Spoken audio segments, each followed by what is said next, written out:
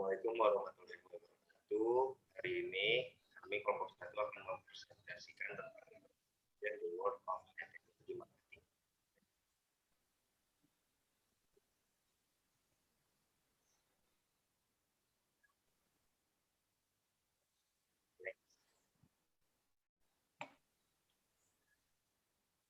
Ini adalah anggota kami, ada Mutiara Anissa, ada Muhammad Aristo, ada Pak Arsy, Ibu Si Bagusananta, dan saya ada definisi. Teknologi merupakan konsep luas yang berkaitan dengan cara orang menggunakan dan dan marketing sendiri adalah aktivitas mengkomunikasikan dan memberi produk dan layanan yang menawarkan nilai kepada pelanggan, mitra, dan masyarakat luas. Secara sederhana, high teknologi marketing adalah proses berbasis komunikasi, pemasaran di mana individu dan organisasi menemukan bahwa kebutuhan dan keinginan yang ada dan diidentifikasi dapat dipenuhi oleh produk teknologi tinggi. Selanjutnya ada government-based classification of high-tech. Ada input-based definition. Input-based definition digunakan mengklasifikasikan industri sebagai industri berteknologi tinggi berdasarkan kriteria tertentu seperti jumlah teknis, jumlah pengeluaran research and development, jumlah paten yang diajukan dalam industri itu. Ini digunakan oleh Biro Statistik Tenaga Kerja, organisasi untuk kerjasama dan pembangunan ekonomi, dan National Science Foundation. Terus yang kedua, ada out-based definition, mendefinisikan industri sebagai industri berteknologi tinggi jika keluarnya produk mewujudkan teknologi baru atau terdepan sebagai ditentukan oleh panel ahli. Terus ketiga ada characterizing high-tech marketing environment. Pertama ada ketidakpastian besar, mengacu pada ambiguitas tentang jenis dan tingkat kebutuhan pelanggan yang dapat dipenuhi oleh teknologi tertentu. Muncul dari ketakutan, ketidakpastian, dan keraguan konsumen tentang kebutuhan masalah yang akan ditangani oleh teknologi baru dan seberapa baik teknologi itu akan memenuhi kebutuhan tersebut. Terus kedua ada ketidakpastian teknologi, yaitu sumber ketidakpastian ini ditandai dengan mengetahuinya apakah teknologi atau perusahaan yang menyediakan dengan memenuhi janjinya untuk memenuhi kebutuhan spesifik. 5 faktor menimbulkan ketidakpastian teknologi yaitu yang pertama datang dari apakah inovasi baru akan berfungsi seperti yang dijanjikan.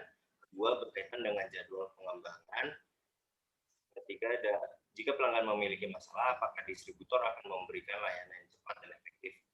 Ada perhatian atas konsekuensi atau efek samping yang tidak terduga. 5. Seberapa lama teknologi baru akan yang lebih baru membuat tidak digunakan. Terus ada volatilitas kompetitif, mengacu pada intensitas dalam tingkat perubahan dalam konsep kompetitif dan ketidakpastian tentang persaingan dan strategi mereka. Ketika teknologi yang sebagai contoh, ketika teknologi yang beberapa mulai menawarkan fungsi yang sama, situasi yang dikenal sebagai konvergensi, persaingan baru akan ditemukan di kelas produk berbeda. Sebagai contoh, ponsel berfungsi sebagai pemutar musik digital, sebagai selanjutnya akan dijelaskan oleh saya. Lalu selanjutnya dalam high-tech marketing, pasti ada beberapa tipe-tipe inovasi. Yang pertama adalah incremental and breakthrough, di mana incremental innovation adalah keberlanjutan dari inovasi yang sudah ada dan biasanya terdapat sedikit peningkatan dari segi metode atau teknologi. Contohnya seperti mobil, yang kita ketahui dulu tuh hanya mobil, sekarang ada mobil pakai GPS. Breakthrough innovation adalah produk yang benar-benar baru meliputi perubahan teknologi dan metode yang dapat membuat suatu pasar baru, contohnya seperti internet. Lalu ada produk dan proses. Product innovation adalah produk baru yang dapat menawarkan peningkatan dari berbagai segi. Misal, Semitooling yang memproduksi chip untuk perusahaan seperti Intel untuk perusahaan komputer. Proses innovation sendiri adalah suatu inovasi dalam prosesnya yang berarti membuat teknik baru yang dapat menekan biaya sehingga dapat lebih produktif dan lebih efisien. Inovasi di sini bisa berupa incremental dan breakthrough. Selanjutnya ada architectural dan komponen. Architectural innovation adalah inovasi baru dalam dasar atau fundamental dari bagaimana suatu komponen dalam suatu sistem bekerja. Dan komponen innovation adalah material atau bagian baru dalam suatu benda atau platform yang sama. Contoh komponen-komponen komputer yang setiap harinya selalu ada updatean atau hal-hal yang baru. Nah, komponen innovation sendiri biasanya disebut juga modular innovation. Selanjutnya ada sustaining dan disruptive innovation. Sustaining innovation adalah produk baru dengan high demand yang dan memiliki peningkatan performa atau performance. Biasanya incremental innovation, namun beberapa termasuk dalam breakthrough. Contohnya untuk sustaining atau berkelanjutan adalah tape yang menjadi CD, dan juga sekarang CD sudah bisa menjadi aplikasi-aplikasi streaming musik. Disruptive innovation adalah produk baru atau jasa yang lebih sederhana, lebih nyaman dipakai, lebih murah daripada produk yang sudah ada. Misal dulu ada ensiklopedia, sekarang contohnya ada Wikipedia yang dibuat. Next. Yang terakhir ada organizational innovation, di mana di dalamnya terdapat organizational innovation sendiri, yaitu membuat struktur bisnis atau praktik bisnis dan model bisnis yang baru. Di dalamnya pun terdapat business strategy innovation dan marketing innovation. Business strategy innovation sendiri adalah perubahan dalam sebuah bisnis dalam konteks menangkap suatu nilai atau value. Contohnya inovasi yang berdampak pada aspek sosial dari perusahaan. Yang kedua adalah marketing innovation, yaitu perubahan dalam bagaimana pemasaran dilakukan. Contohnya pemasaran lewat media sosial atau logistik atau supply chain, improvement dalam packaging ataupun desain produk. Next. Selanjutnya yaitu teknologi life cycle. Daur hidup teknologi merupakan salah satu cara untuk menggambarkan evolusi persaingan produk. Seperti pada grafik yang tertera, grafik ini menunjukkan hubungan antara investasi ke research and development teknologi baru seiring perjalanan waktu atau risk time terhadap perbandingan harga dengan kinerja atau yang disingkat performance. Saat teknologi baru diperkenalkan, kapasitas kinerjanya lambat laun meningkat karena dasar-dasar teknologi baru belum dipahami sepenuhnya. Saat ilmuwan mendapatkan pemahaman yang lebih mendalam tentang teknologi, kinerja teknologi baru mencapai nilai tertinggi yang kinerjanya dipercepat dengan cepat. Pada waktunya, titik perubahan lain tercapai atau turunan kedua mendekati nol, di mana meskipun ada investasi research and development lebih lanjut, pengembalian yang semakin berkurang dan peningkatan kinerja yang berkurang. Next. Salah satu hukum yang sesuai dengan grafik sebelumnya yaitu Moore Law, yang menyatakan bahwa kinerja teknologi yang sudah ada akan berlipat setiap 18 bulan tanpa disertai kenaikan harga. Dan hukum ini juga memprediksi batasan maksimal atas generasi teknologi tertentu. Terdapat beberapa kenyataan yang terjadi di pasar mengenai teknologi life cycle ini, seperti teknologi baru seringkali muncul dari perusahaan yang tidak menjual teknologi canggih. Kedua, pada tahap pengenalan, kinerja teknologi baru biasanya tidak selancar kinerja teknologi lama, dan perusahaan besar sering meremehkan hal ini. Yang ketiga, akibat kinerja yang tidak terlalu baik, perusahaan baru sering mengalami kesusahan yang mengakibatkan industri bersatu di sekitar desain yang dominan. Yang terakhir yaitu pertemuan antara teknologi baru dan teknologi lama menyebabkan creative destruction. Selanjutnya akan dijelaskan oleh teman saya. Selanjutnya ada standar industri dan desain dominan. Standar industri merupakan spesifikasi yang disepakati oleh pihak-pihak terkait dengan kesesuaian teknis untuk produk yang dijual di perusahaan besar di pasaran. Berikut ini merupakan flowchart dari faktor-faktor standar industri. Penetapan industri standar akan meningkatkan kompatibilitas produk bagi pelanggan. Hal ini tentunya akan mengurangi rasa takut dan keraguan calon pelanggan terhadap produk tersebut. Jika keraguan berkurang, maka kemungkinan kepemilikan juga meningkat, yang otomatis meningkatkan jumlah pengguna.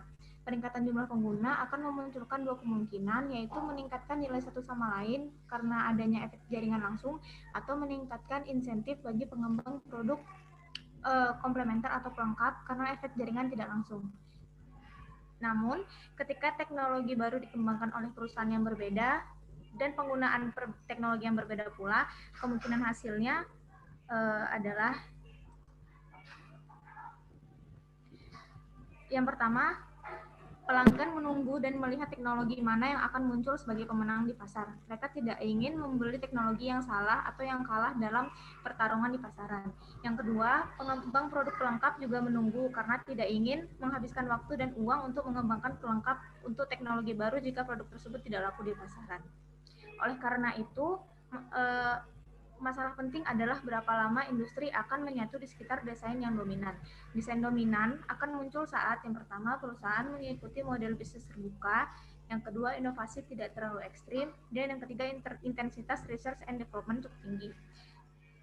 Setelah itu, dan desain dominan akan lebih cepat muncul di industri ketika jaringan nilai memiliki banyak perusahaan, dan yang kedua standar perkembangan industri dipandu oleh proses de facto. Strategi lain untuk menjadi standar dalam industri dan menjadi desain dominan ada yang namanya get big fast strategy, yaitu langkah-langkahnya yang pertama melakukan penawaran gratis, yang kedua memiliki lisensi teknologi, dan yang ketiga meningkatkan customer loyalty dengan memanfaatkan biaya pengalihan ke penawaran yang kompetitif.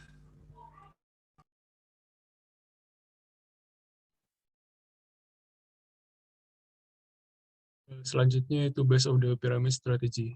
Jadi strategi ini berdasarkan piramida yang ada di gambar tersebut. Piramida tersebut menggambarkan kondisi ekonomi populasi di seluruh dunia. Semakin bawah maka kekayaannya semakin menurun dan jumlah populasinya semakin banyak. Dan semakin ke atas maka kekayaannya semakin meningkat dan jumlah populasinya semakin sedikit. Lalu strategi base of the pyramid ini merupakan sebuah strategi di mana perusahaan memiliki target pasar yaitu bagian bawah dari piramid tersebut, yaitu orang-orang dengan kondisi ekonomi ke bawah yang memiliki jumlah pendapatan kurang dari 35.000 per harinya. Jumlah populasinya itu pada bagian piramida bawah itu sebanyak 2,7 miliar orang. Lalu untuk menggunakan strategi ini terdapat tantangan yang harus dihadapi. Tantangan pertama yaitu perusahaan harus dapat mengubah consumer behavior atau mengubah kelakuan dari konsumen. Maksudnya itu, jadi saat sebuah perusahaan menargetkan bagian bawah dari piramid, maka orang-orang yang berada pada bagian bawah piramid itu dibilang masih memiliki pemikiran yang tradisional. Maksudnya tradisional itu orang-orang tersebut tidak ingin melakukan perubahan. Dan itu tergantung dari bagaimana perusahaan dapat meyakinkan konsumennya agar mereka mau membeli produk mereka. Lalu tantangan kedua yaitu perusahaan harus dapat mengubah rutin atau supply chain mereka. Maksudnya itu karena mereka menargetkan orang-orang dengan ekonomi ke bawah, maka otomatis mereka juga harus memasang harga yang rendah. Dan saat mereka memasang harga yang rendah, maka biaya produksi mereka juga harus rendah. Jadi itu merupakan dua tantangan yang dihadapi saat menggunakan strategi ini. Lalu strategi base of the pyramid ini memiliki hubungan dengan CSR. Jadi saat sebuah perusahaan mengimplementasikan strategi base of the pyramid, maka secara bersamaan perusahaan menggabungkan upaya CSR ke inisiatif bisnisnya. Jadi CSR ini dirancang untuk dapat meningkatkan kesejahteraan sosial beberapa kelompok di masyarakat. Dan saat sebuah perusahaan menggunakan strategi base of the pyramid, maka mereka akan menargetkan bagian bawah dari piramid, dan pada bagian bawah piramid tersebut merupakan tempat terjadinya orang-orang mengalami kemiskinan dan orang-orang yang belum sejahtera. Dan saat mereka menargetkan orang-orang tersebut, maka perusahaan akan mensejahterakan orang-orang atau kelompok tersebut. Next. Sekian presentasi dari kelompok 1. Jika ada salah kata, mohon dimaafkan. Wassalamualaikum warahmatullahi wabarakatuh.